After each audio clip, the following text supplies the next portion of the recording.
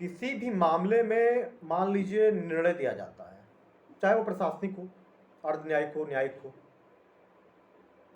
तो मान लीजिए अगर जो निर्णय देने वाला व्यक्ति है वो खाली ये लिख दे अपने निर्णय में कि इनके पक्ष में निर्णय पारित किया जाता है, वादी प्रतिवादी या जिस व्यक्ति ने एप्लीकेशन डाली हो उसके पक्ष, उसको लिख दे कि एक लाइन लिख दे कि इसके पक्ष में निर्णय पारित किया जाता है, क्या लाभ होगा उससे फिर तो, और उसका नुकसान क्या है? तो फ्रेंड्स, विदाउट रीजन डिसीजन, यानी बिना कारण के अगर न्याय दिया जाता है या कोई भी आदेश लिखवाया जाता है उसमें कारण लिखे नहीं जाते हैं। जैसे मान लीजिए किसी को जुलूस निकालने की अनुमति दे दी जाती है, तो ये लिख दिया जाए आदेश में खाली प्रशासनिक अधिकारी द्वारा कि जाइए आपको जुलूस निकालने की अनुमति दी जाती है, तो क्या यह उचित होगा? मेरे समझ से तो उचित नहीं होगा, क्योंकि उसमें कारण लिखना चाहिए। हाँ, आपको जुलूस निकालने की अनुमति दी जाती है क्योंकि आपका अधिकार है कि आप शांतिपूर्वक प्रदर्शन कर सकते हैं, आप किसी भी तरह की क्षति नहीं पहुंचाएंगे, सार्वजनिक संपत्ति को, किसी व्यक्ति को क्षति नहीं पहुंचाएंगे, शांतिपूर्वक प्रदर्शन करेंगे, आपका यह अधिकार है, आप कर सकते हैं। इस स्थान से इस स्थान तक आपके लिए अनुमति है, तो ये निर्णय होता है। मतलब उसमें आप कारण लिखिए कि हाँ ये कारण है, ये कंडीशंस होगी, कारण में कंडीशन भी इंक्लूड हो जाती है। जैसे बेल और जेल का मैटर, किसी व्यक्ति को अगर मान लीजिए जमानत दी जाए तो उसमें कारण लिखा जाए इस व्यक्ति को जमानत क्यों दी जा रही है, ताकि अगला जो पक्ष है, जो पीड़ित पक्ष है, वो भी जाने कि हाँ जमानत क्यों दे दी गई उस व्यक्ति को। हर व्यक्ति जानना चाहता है कि क्या कारण था कि इस व्यक्ति की, जिससे इतना, अगर मान लीजिए जघन्य अपराध किया हो,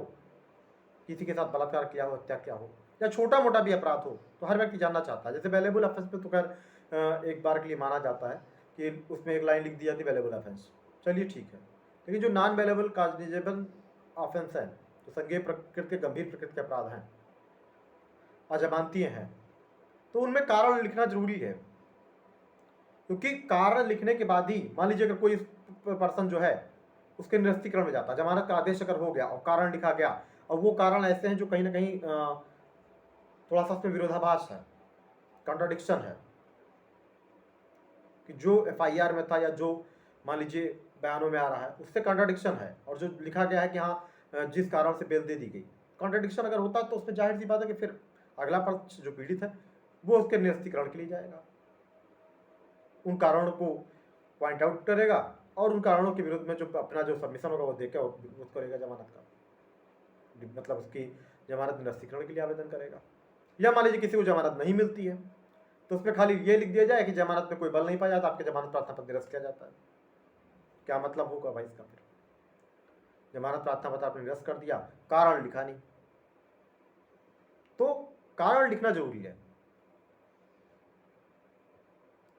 ऐसी ही मान लीजिए किसी को दोषी करार दे दिया जाए या दोष मुक्त कर दिया जाए, दोषी किस आधारों पर करार दिया गया, क्या कारण था, अभियोजन पक्ष ने क्या बहुत मजबूती से रखा,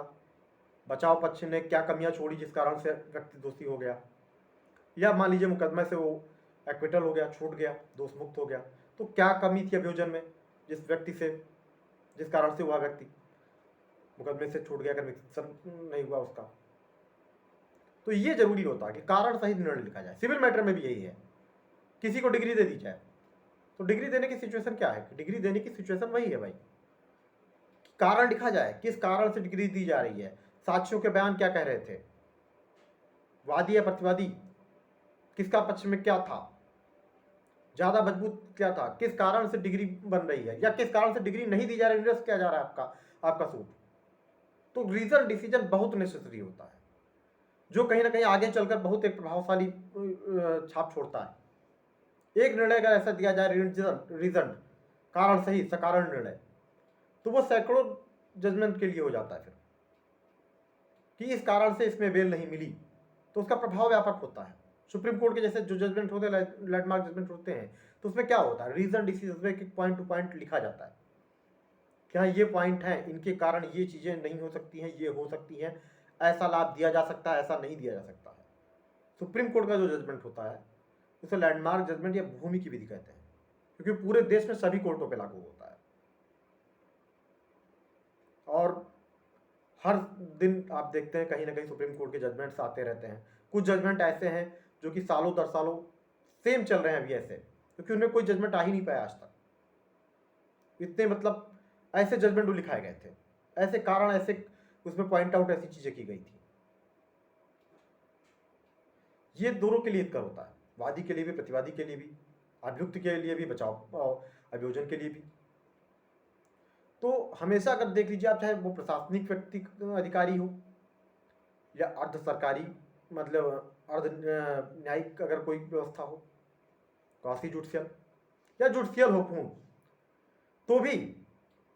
उस सिचुएशन में भी अगर मान लीजिए जो भी डिसीजन या निर्णय लिखा जाता है, अगर वो कारण सहित है, तो बहुत बेहतर होता है कि उस पर जो भी अगला पक्ष होगा, दूसरा पक्ष होगा, उसको ये पता चलेगा कि हमारी तरफ से क्या कमियां रह गई। इसलिए हमेशा डिसीजन न्याय जो भी हैं वो कारण सहित डिसीजन होते हैं, तो वो ज़्यादा बेहतर माने जाते हैं। और नैसर्गिक न्याय यानी नेचुरल लॉ जस्टिस का ये सिद्धांत भी है कि सकारण निर्णय दीजिए, रीजन डिसीजन। इसलिए हम कहीं ना कहीं देखते हैं, लगभग वैसे तो बहुत सारे मामलों में जो भी हैं, अगर सिविल का मैटर है तो वाद बिंदु बनाए जाते हैं कि वाद बिंदु क्या है, उस पर एक एक वाद बिंदु पर फिर ऑटोमेटिकली मतलब ये है कि हाँ एक प्रक्रिया है कि वाद बिंदु पर सब कुछ लिखा जाता है कि इस कारण से इसमें यह है, क्या क्या समाहित है क्या नहीं है, और फिर निर्णय दिया जाता है, तो वो रिजर्व डिसीजन हो जाता है। Bail, jail, conviction, acquittal, decree और रिजेक्शन, PIL वगैरह भी इसी आधार पर एक्सेप्ट की जाती है और खारिज की जाती है। या आपका ग्राउंड नहीं है, कास्ट भी होती है PIL में, तो आपने बिना ग्राउंड के अगर PIL फाइल कर दी तो सुप्रीम कोर्ट उसमें वैसे बहुत नाराज है, क्योंकि लोग, सही बात है, लोग बीच का अपने अधिकारों का मिसयूज कर रहे हैं। कोर्टों में इतने केस पेंडिंग है, आप निरर्थक याचिकाएं डाल रहे हैं, कोर्ट का समय खराब कर रहे हैं। कोर्ट इसलिए कास्ट भी कर रही है नाराज होकर, लेकिन कास्ट करना भी कोई एक सॉल्यूशन नहीं है। कास्ट करना मतलब सॉल्यूशन है, ये आपकी हमारी नैतिक जिम्मेदारी है कि हम ऐसे मुकदमे क्यों फाइल करें जो कहीं ना कहीं निहित स्वार्थ से ग्रस्त हो। कोर्ट का समय बहुत कीमती है, न्याय पाना सभी व्यक्ति का अधिकार है। जजेस की वैसे भी बहुत कमी है, सुप्रीम कोर्ट में भी वैकेंसीज इस समय मान के चलिए काफ़ी ज़्यादा रिक्त होती जा रही हैं। तो फ्रेंड्स, अगर आपको कुछ और जानना हो तो आप मुझे कमेंट कर सकते हैं। वीडियो पसंद आया हो तो वीडियो को लाइक करें, चैनल को सब्सक्राइब करें, ताकि आगे भी आपको ऐसे वीडियो देखने को मिलते रहें। Thank you.